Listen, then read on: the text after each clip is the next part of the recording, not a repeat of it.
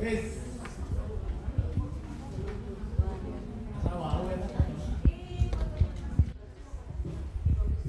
kasih terus atas waktunya. Baik Ibu Bapak, Assalamualaikum warahmatullahi wabarakatuh. Waalaikumsalam warahmatullahi wabarakatuh. Alhamdulillah, syukurlah.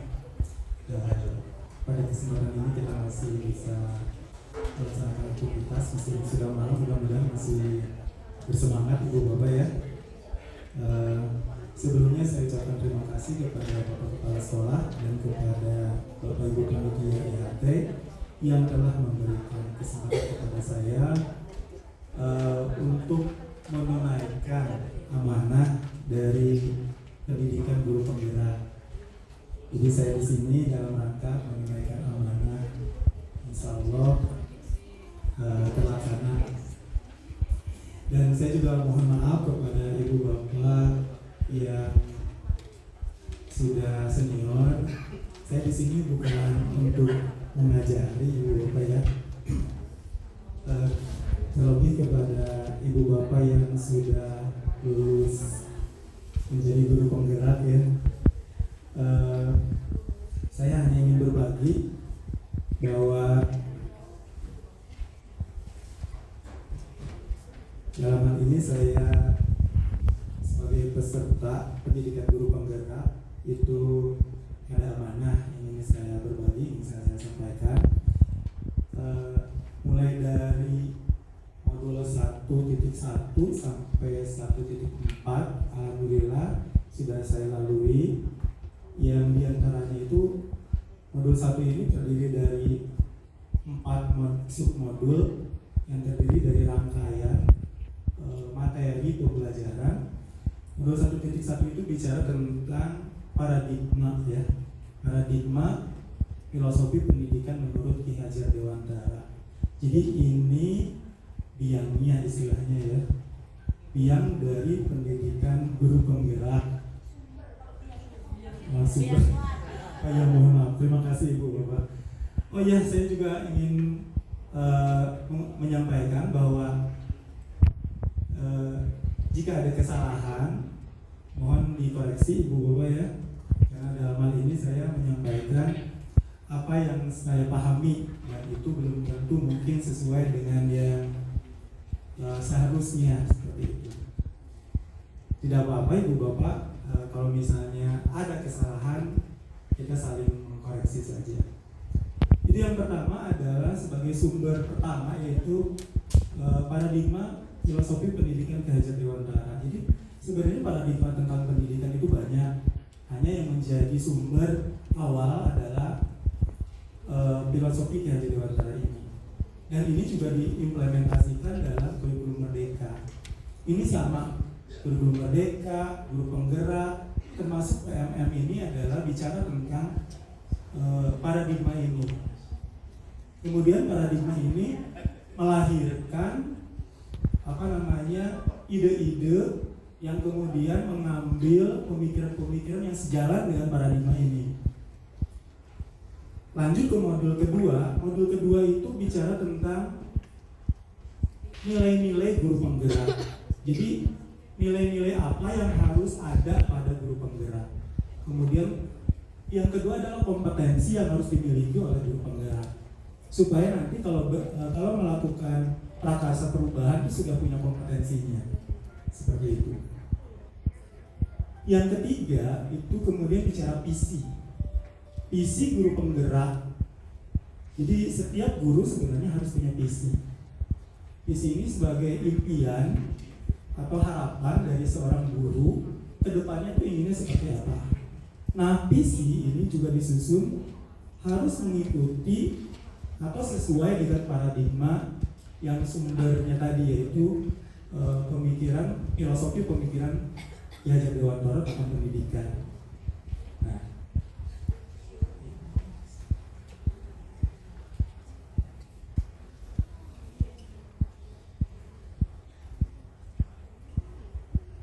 ini yang ingin saya sampaikan adalah ini salam guru penggerak.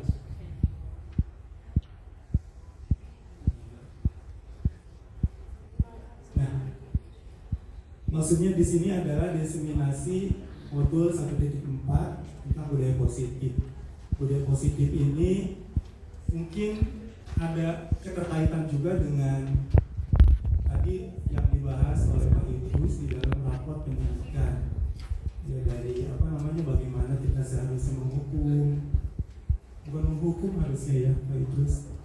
Jadi setelah saya belajar tentang budaya positif, saya baru terbuka wawasan saya bahwa yang benar itu harusnya di sekolah menurut paradigma Ki Hajar Dewantara yang menyatakan bahwa paradigma Ki Hajar Dewantara itu sekolah adalah ladang persemaian bagi bibit-bibit itu diibaratkan adalah siswa atau murid. Jadi kita sebagai petaninya gitu. Kita hanya bisa mengkondisikan ladangnya.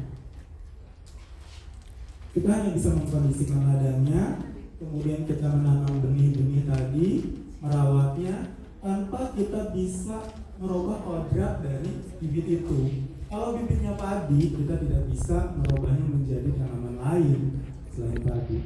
Kira-kira seperti itu.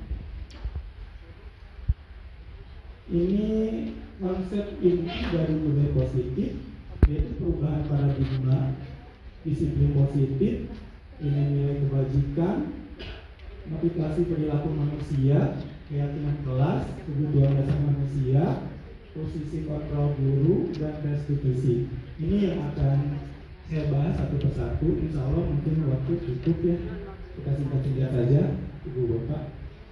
Nah, untuk perubahan paradigma ini ada dari Dr. William Glasser tentang kontrol teori yang kemudian dikenal sekarang itu dengan choice theory atau teori pilihan, yang mengatakan bahwa ini adalah paradigma yang sesuai juga.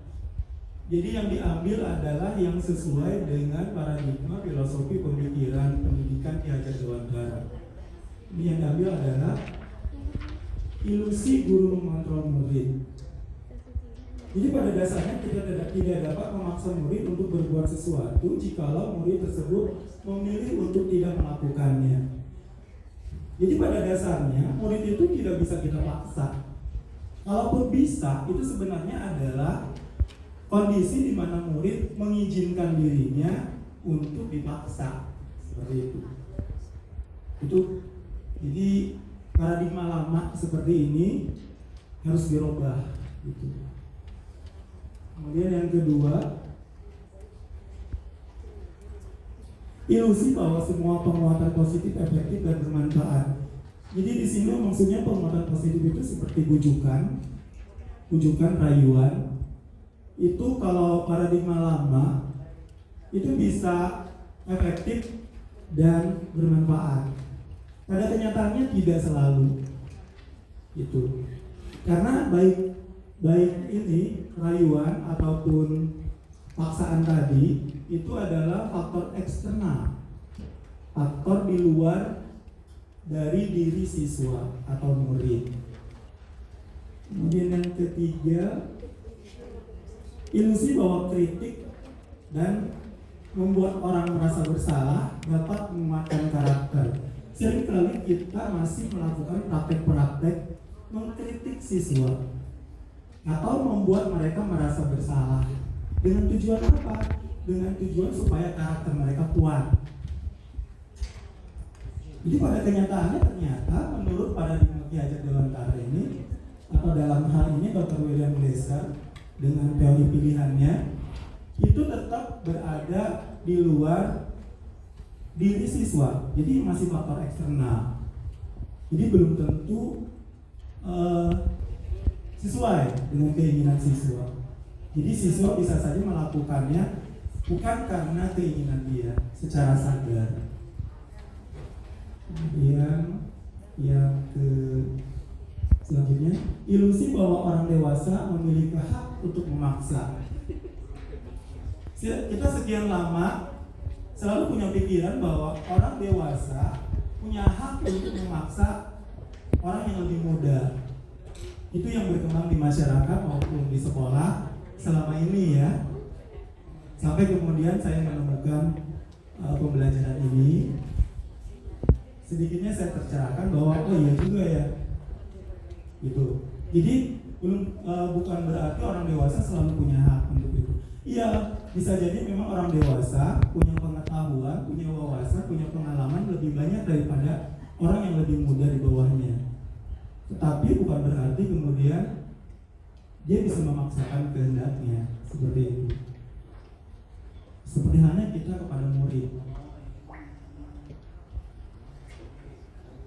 Nah, ini juga perubahan paradigma lain dari stimulus respon menuju teori kontrol. Ini diungkapkan oleh Stephen Covey dalam bukunya Principle Centered Leadership tahun 91. Bila kita ingin membuat kemajuan perlahan sedikit-sedikit, ubahlah sikap atau perilaku Anda. Namun bila kita ingin memperbaiki cara-cara utama kita, maka kita perlu mengubah kerangka acuan kita. Ubahlah bagaimana Anda melihat dunia, bagaimana Anda berpikir tentang manusia, ubahlah paradigma Anda. Skema pemahaman dan penjelasan aspek-aspek tertentu tentang realitas. Jadi paradigma itu kuncinya. Kalau kita mau merubah orang, jadi mindset. Jadi kaitannya paradigma, mindset, pola pikir itu ke sana. Jadi kita merubah dalamnya, letaknya. Bagaimana dia cara berpikir, bagaimana dia sudut pandang seperti itu. Paradigma itu seperti sudut pandang ya. Gitu. Nah ini mirip-mirip seperti metode dakwah ya. Dalam agama juga diajarin kalau kita mau mendakwahi orang kan kita kasih pemahaman semacam brainwash di otak seperti itu.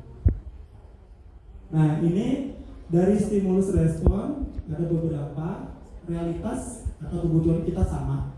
Dalam teori kontrol realitas atau kebutuhan kita beda-beda. Setiap siswa beda-beda kebutuhannya. Siswa dengan siswa beda, apalagi dengan guru gitu. Kemudian semua orang melihat hal yang sama, tapi dalam teori kontrol setiap orang memiliki gambaran yang berbeda. Kurang lebih seperti itu. Ini tidak mungkin saya bacakan semua. Nah, ini juga tentang disiplin positif. Ini menurut Ki Hajar Dewantara, untuk mencapai kemerdekaan atau dalam konteks pendidikan kita saat ini, yaitu untuk menciptakan murid yang merdeka, syarat utamanya adalah harus ada disiplin yang kuat dari siswa.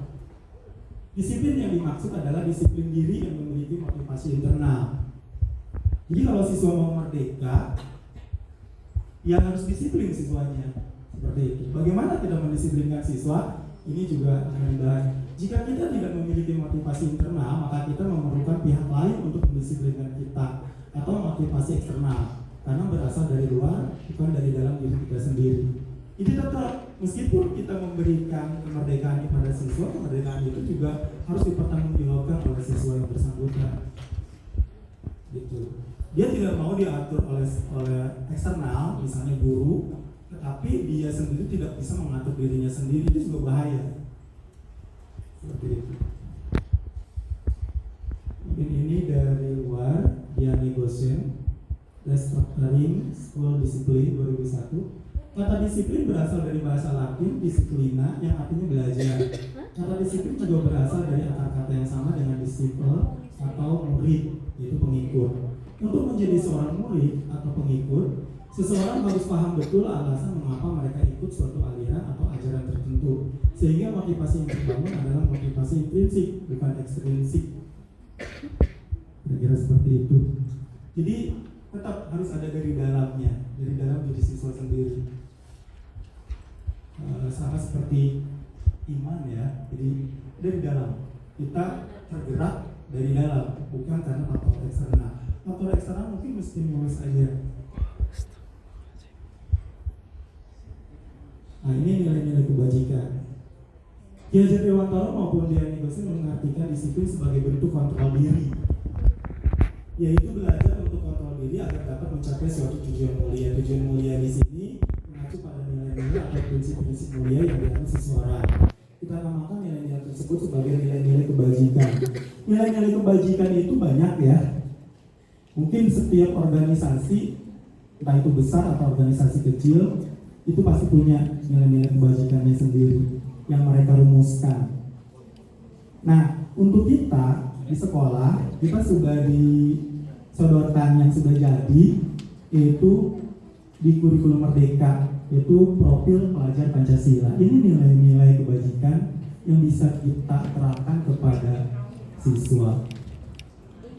Gitu.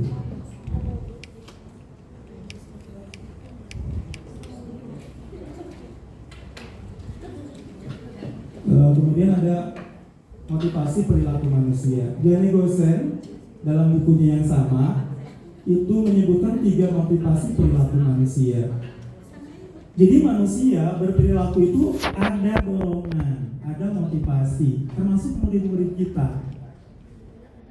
Jadi kita harus paham kenapa siswa melakukan itu, kenapa siswa melakukan ini. Itu dorongannya pasti ada. Di antaranya salah satu ataupun lebih dari satu dari 3 hal ini, yaitu untuk menghindari ketidaknyamanan atau hukuman. Misalnya kita kasih tugas, dia kerjakan tugas halaman sekian. Anak mengerjakan tugas, motivasinya bisa beda-beda. Bisa nomor 1, bisa nomor 2, bisa nomor 3. Dan kita sebagai guru harus mengembangkan motivasi nomor 3. Yang ini. Nomor 1 untuk menghindari ketidaknyamanan atau hukuman. Jadi siswa mengerjakan tugas karena takut. Kalau nggak ngerjain nggak nyaman. Nah ini faktor eksternal. Yang kedua untuk mendapatkan imbalan atau penghargaan dari orang lain. Misalkan pengen dapat nilai yang bagus, itu imbalan sebenarnya. Ini juga tetap faktornya eksternal. Yang ketiga ini yang kita harus terapkan, kembangkan di dalam diri siswa-siswa kita. Untuk menjadi orang yang mereka inginkan dan menghargai diri sendiri dengan nilai-nilai mereka percaya. Jadi mereka mengerjakan tugas karena mereka paham bahwa dengan tugas-tugas itu yang mereka kerjakan, mereka akan bertambah pengetahuannya, misalnya, akan bertambah wawasannya, akan mengerti tentang sesuatu. Itu yang di nomor 3. Itu. Kita diamanatkan oleh PGP sebagai guru untuk mengembangkan motivasi nomor 3. Nomor 1 dan 2 kalau bisa hilang aja. Gitu. Kemudian ada keyakinan kelas. Keyakinan kelas atau keyakinan sekolah untuk skup yang lebih luas. Keyakinan adalah nilai-nilai kebajikan universal yang disepakati secara tersirat dan tersurat, lepas dari latar belakang suku, negara, bahasa maupun agama. Keyakinan akan lebih memotivasi seseorang dari dalam. Ini sama seperti kayak agama ya. Jadi kalau kita yakin sesuatu, maka kita tuh tidak perlu faktor eksternal untuk melakukannya. Cukup yakin, seyakin-yakinnya, maka kita akan bergerak sendiri. Itu loh sepertinya kurang lebih yang diinginkan oleh keyakinan kelas ini. Seperti itu. Kita ingin siswa bergerak sendiri tanpa kita suruh-suruh atau kita atur-atur kayak gitu. Kemudian seseorang akan lebih tergerak dan bersemangat untuk menjalankan keyakinannya daripada hanya sekedar mengikuti serangkaian peraturan tertulis tanpa makna. Gitu. Sama seperti halnya kita, kalau kita sholat, kita yakin sholat itu adalah perintah agama kita, wajib, maka kita akan tergerak melakukannya. Kita akan melakukannya tanpa disuruh, karena kita punya keyakinan akan itu. Kurang lebih seperti itu.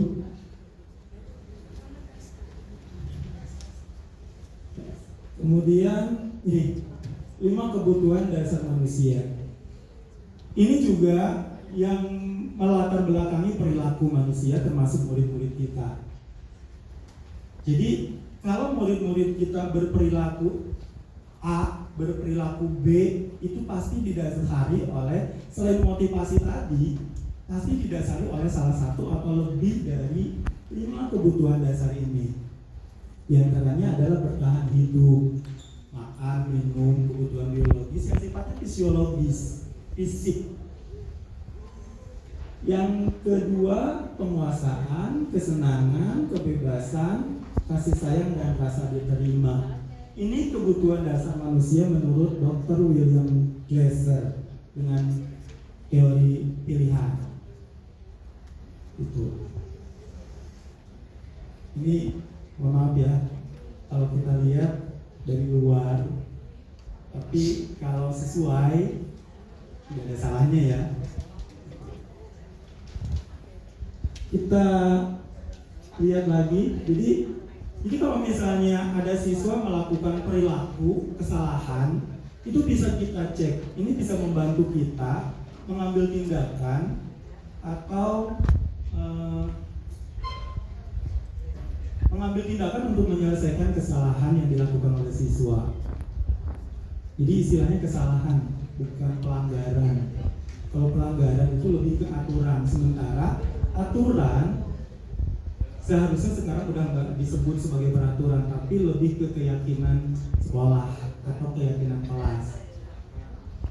Mirip tapi beda.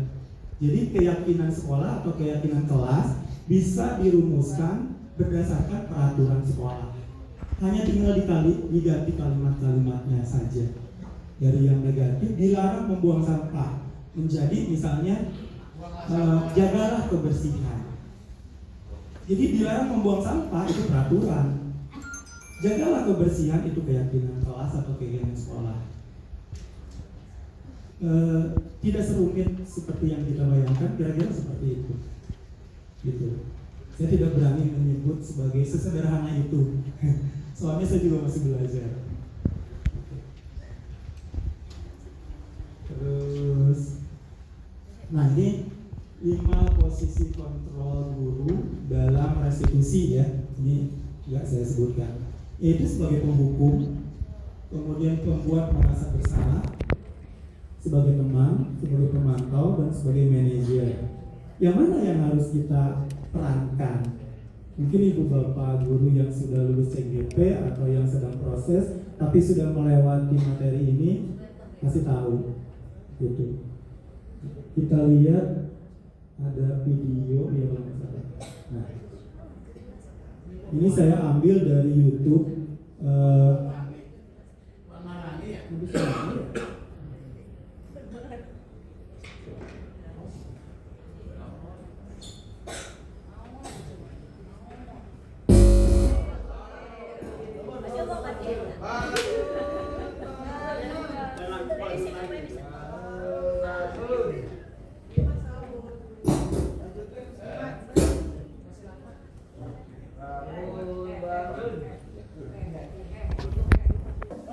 Sudah berapa kali terlambat? Sana, kamu keliling lapangan basket 2 kali. Lambat lagi singkat lapangan basket. Oke, kita ulangi saja. Ini video mungkin lebih mudah kita pahami dengan melihat video.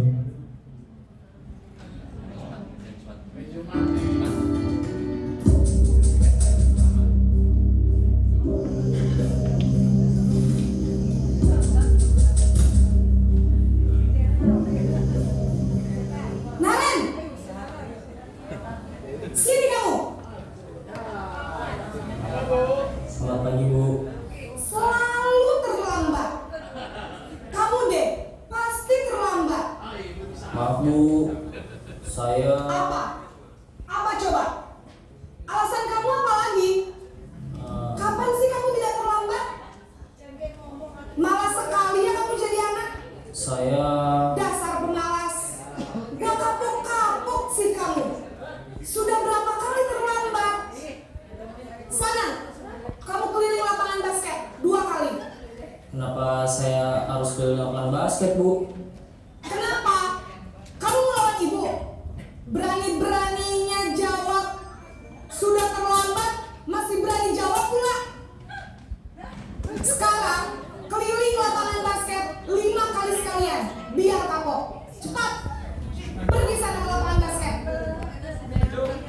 Nah, ini posisi sebagai penghukum. Tadi ya, yang tadi sebagai posisi penghukum. Dan sekarang sebagai membuat merasa bersalah.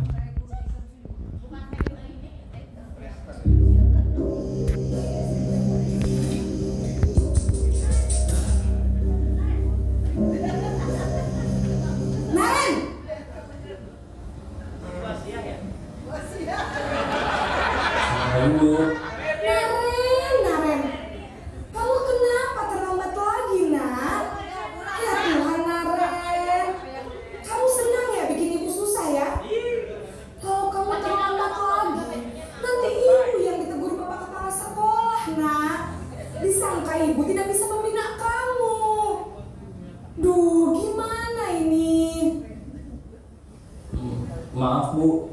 Duh Gusti Naren. Kamu suka ya kalau ibu tegur bapak kepala sekolah? Terus, sekarang ibu harus tulis apa ini di buku absen? Ini kamu sudah sering terlambat loh. Ibu harus apa coba? Maaf Bu. Maaf sekali. Ya sudah, lain kali jangan bikin ibu susah lagi ya nak ya. Ibu tidak akan kuat lagi kalau kamu begini terus. Bisa jantungan kalau ibu ditegur bapak kepala sekolah. Nah, ini yang kedua adalah pembuat merasa bersalah. Siswa pasti merasa bersalah. Nomor 1 dan nomor 2 tetap tidak bagus. Gitu. Untuk siswa ya. Nanti ada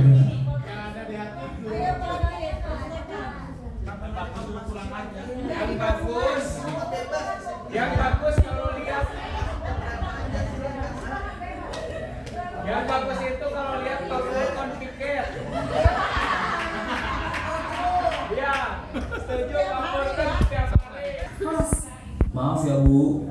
Maaf sekali. ini posisi teman. Ibu nonton yuk.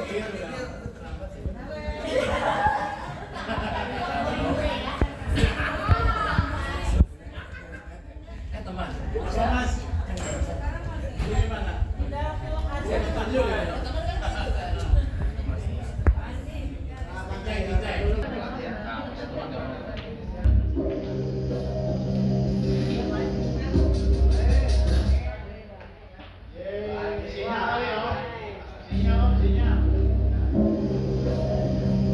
Naren!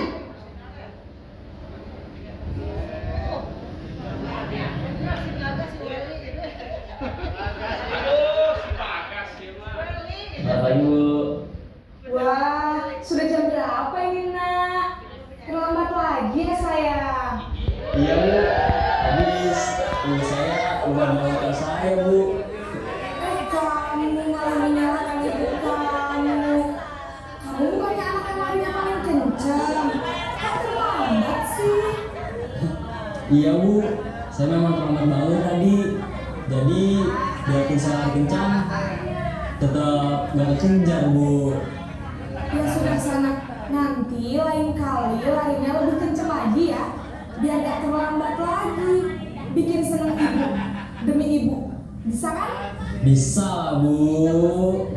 Ya sudah sana masuk kelas. Ibu beresin urusan absen kamu. Kamu ini ada saja. Ini teman banget ya. Ini terakhir yang keempat posisi pemantau.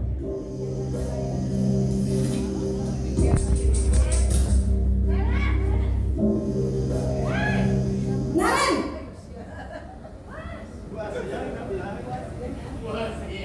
Selamat pagi Bu. Naren, apa peraturan sekolah kita tentang jam berapa kita harus masuk sekolah, nak? Kita harus di sekolah jam 7 Bu. Iya betul, sekarang sudah jam 7.20. Naren sudah tahu konsekuensinya jika terlambat hadir. Paham Bu. Saya harus tinggal kelas pas jam istirahat selama 20 menit. Iya benar, konsekuensinya demikian. Jadi nanti jam 9.30 pas istirahat, kamu harus tinggal di kelas, kerjakan tugas tambahan untuk ketertinggalan kamu, ya? Baik Bu. Yang terakhir posisi manajer.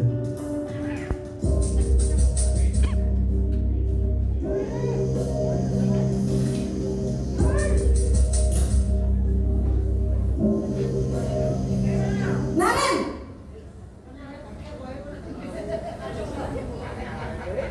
Selamat pagi Bu. Beda-beda posisinya. Ini ada 5 posisi ya. Ada 5 posisi kontrol guru. 5-5-nya beda. Beda cara menanganinya, guru cara menangani kesalahan siswa juga beda. Mulai dari ekspresi, kata-kata yang disampaikan, nada bicara juga itu beda. Dan ini juga beda akibatnya kepada siswa.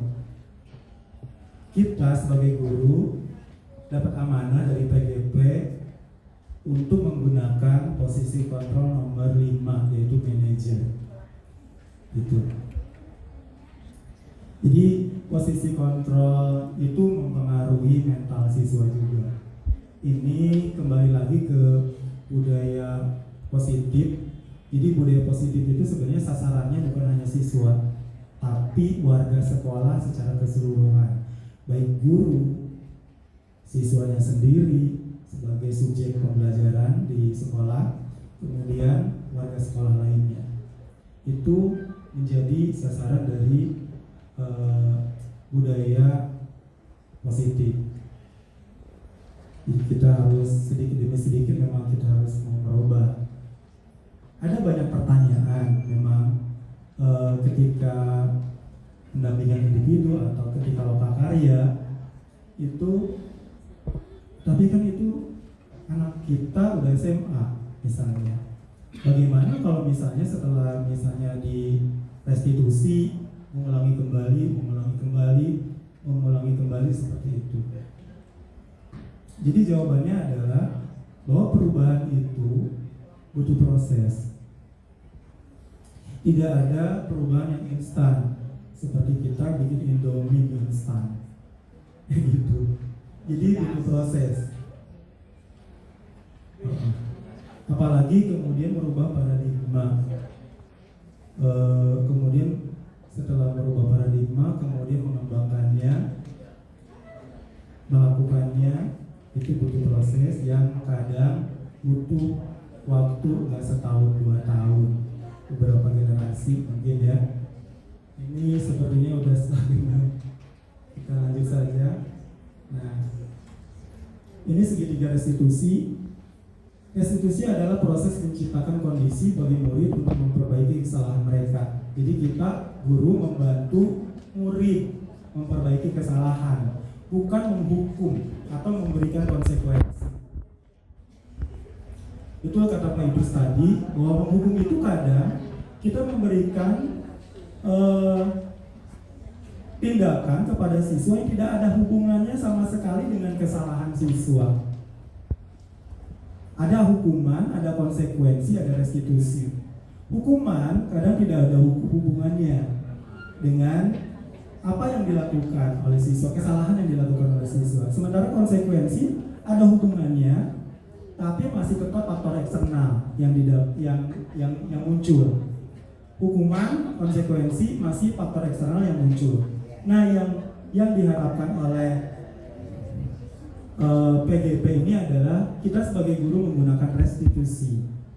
Karena dengan restitusi kita bantu siswa untuk menyelesaikan masalahnya dan mengingatkan mereka, sehingga nanti kesadaran yang muncul itu dari dalam dirinya, bukan faktor eksternal, yang adalah faktor internal.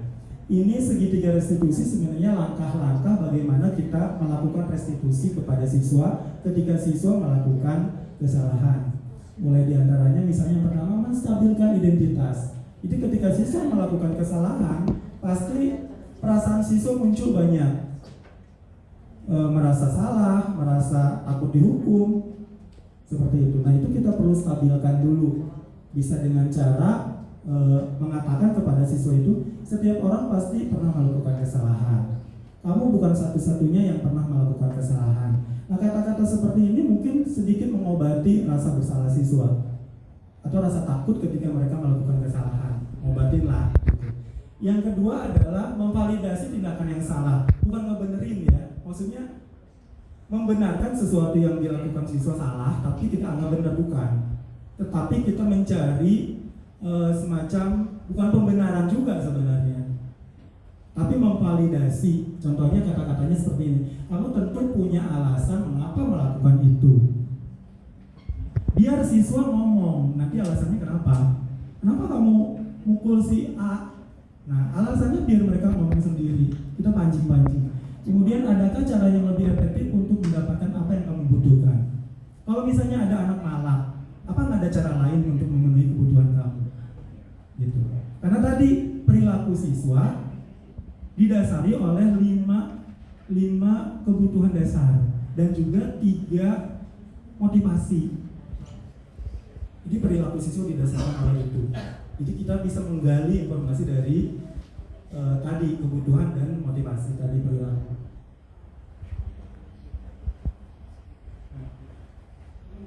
Oke, sebenarnya masih ada video tapi waktunya habis. Gimana Sensei? Apa? Tapi kayaknya saya rasa restitusi bisa ditonton di YouTube banyak, tinggal diklik saja praktek restitusi. Di situ banyak kita bisa lihat bagaimana melakukan restitusi dengan langkah-langkah segitiga restitusi tadi. Saya rasa cukup. Sekian dan terima kasih. Salam dan bahagia, Ibu Bapak hebat. Terima kasih. Mohon maaf kalau ada kesalahan. Billahi taufiq wal hidayah. Wassalamualaikum warahmatullahi wabarakatuh.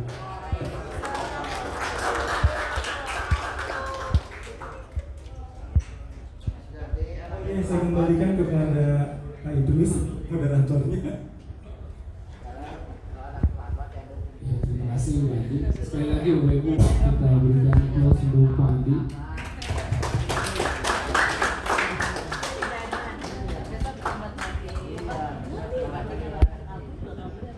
Bapak Ibu sebelum ditutup, nanti sekali ini Bapak Ibu istirahat ya.